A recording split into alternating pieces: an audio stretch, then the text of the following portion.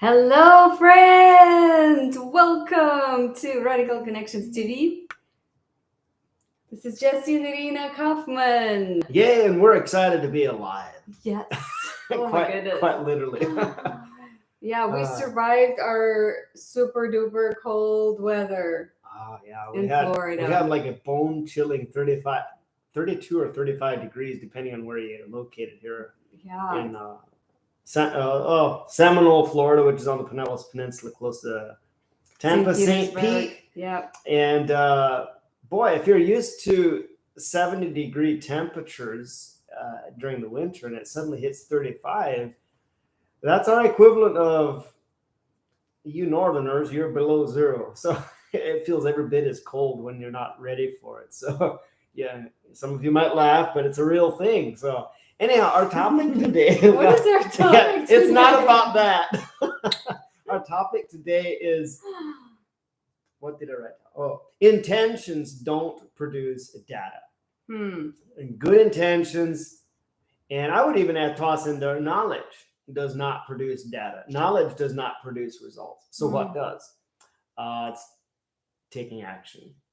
So we've covered this topic from a couple different angles already. And so there's been periods in my life where I would have found this relatable. I'm a facts and figures and a knowledge sponge type guy. And, I was single until I was 40. I never had my own successful people attempts. And I had a lot of knowledge. If somebody asked me for answers, I always had the answer. And I often had the right answer, the correct answer. But it wasn't working out for me in my life. And it had to do with taking action in the correct areas and with accountability, with a structure, a strategy, and a plan. And creating deadlines for myself. And deadlines can be a trigger word for some people if you come out of a structured religious setting. But the deadlines I speak of are the ones that create freedom instead of bondage. It's like if you create a deadline or a victory marker or a goal, as some would call it, you then have something to aim for and to even hold yourself accountable to. If you don't have a deadline, what are you holding yourself accountable to? It's like, that's good. We'll get it done when we get it done, and I'm not sure when.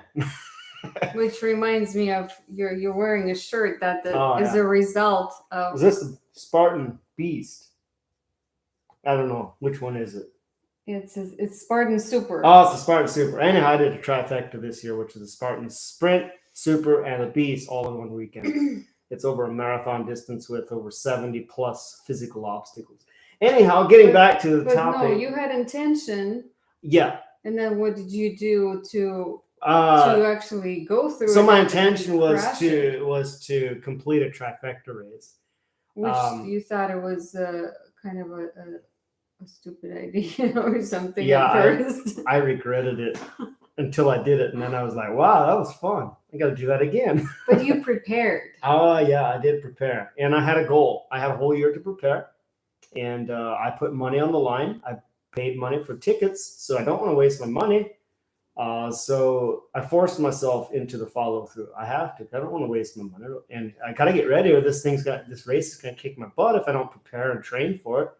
And so I had accountability right there. Just simply my declaration to my wife and my dear friends that I'm going to do this, So intentions don't produce data. Until you take action on something, you have nothing to measure your results by. Yeah. In other words, taking action and just, take a shot. You go out and this might sound foreign to some of you. Have you ever practiced making friends, but doing it for real? When we think practice, we often think, it's cheap and fluffy and flaky, and you're just faking it and it just all canned. But what if you practice making friends for real? Yeah. Like practice making friends for life, for real. Like go out there and decide, you know what, today I'm going to go find somebody to connect with and become good friends with. I'm just gonna go bless somebody and just become friends, exchange phone numbers, and stay in touch with them and follow up with them and see how they're doing. And if you do that process with enough people, for no other sake but just to bless them from the bottom of your heart, that's the process of getting out there, taking action on something. So you have data with which to see how are you doing. Are you getting better at it? And what are some different ways you could implement to connect with this person or guys or girls, and produce data by having taken action. So inaction produces no data or results. Yeah. So I'm kind of going in a circle, so I'm going to hand it off to my wife to see if she can bring up the rear and cover some of the things, the holes I might have left behind me. So I would come from a perspective of a relationship and ask you this question. How many times have you read books, listened to podcasts, and went to different maybe events for singles or relationship events, and you thought, wow, this is amazing. I got so many things out of it. I'm so pumped. Yes, I'm going to get the results now. But you didn't do what that book suggested. You didn't do what that podcast was talking about, or the an event that you went to, relationship or class or something, unless you are doing what they're saying. And if they have results, if they have good results and you want those results, then obviously do it. If you don't take action, you're not going to have the results.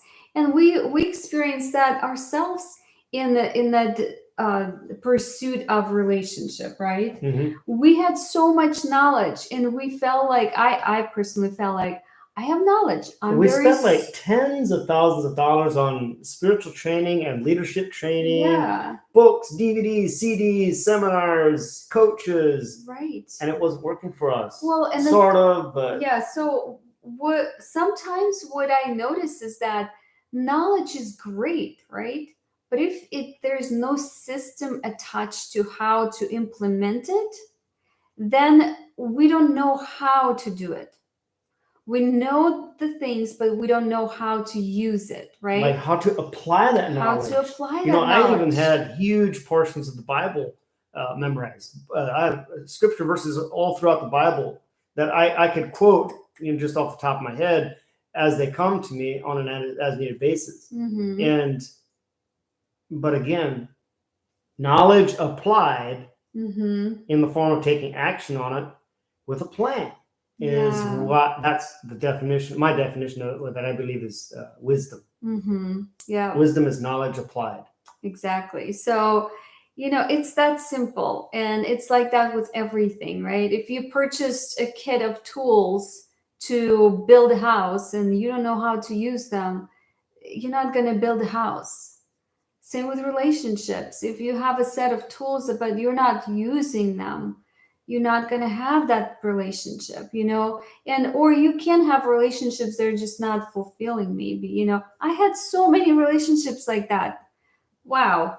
Right. Yeah. I mean, like now looking back, I'm like, I don't even know, like they're not here anymore. Somehow they're not here. And I am also the person in the relationship. So what did I do wrong, or maybe it was just the right season, or now is a different season, right? There is such a thing as seasonal friends. They're there for that season, and oftentimes when them or yourself is growing and developing at a different pace, mm-hmm. A person kind of floats out of your life, and if you want them in your life, you'll have to be intentional and chase mm-hmm. after them and stay connected. That's obviously that's up to the individual whether you want to do that or not.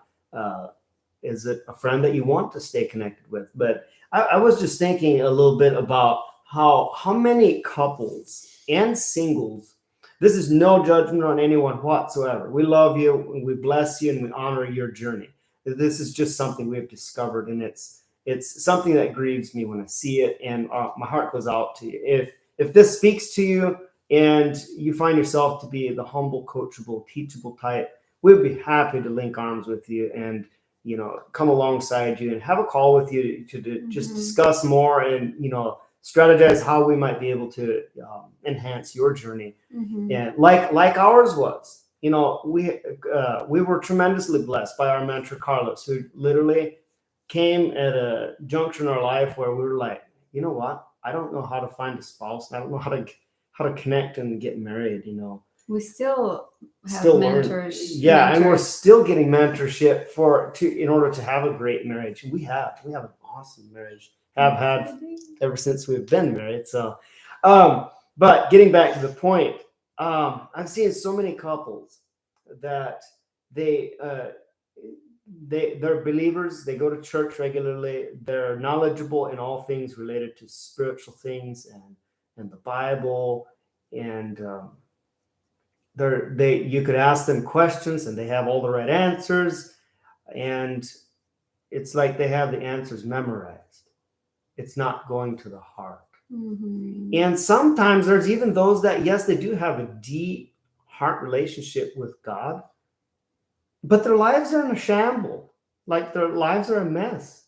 Like their They marriages, don't have a fruit to show for there's it. no fruit. Like the marriage is a disaster.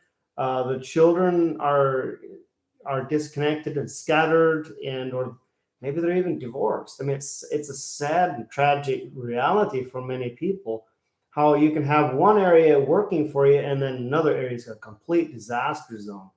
Or singles that want to get married and they've gotten into multiple relationships, dating, which we do not recommend. Mhm. Go back and listen to our previous videos if you're wondering what that's all about. And then just go from broken relationship to broken relationship, and it's just like a cycle. And they give up and decide it's better to stay single, or they can't even get into a relationship, period, let alone get married. Mhm. And so, you know, Mentors.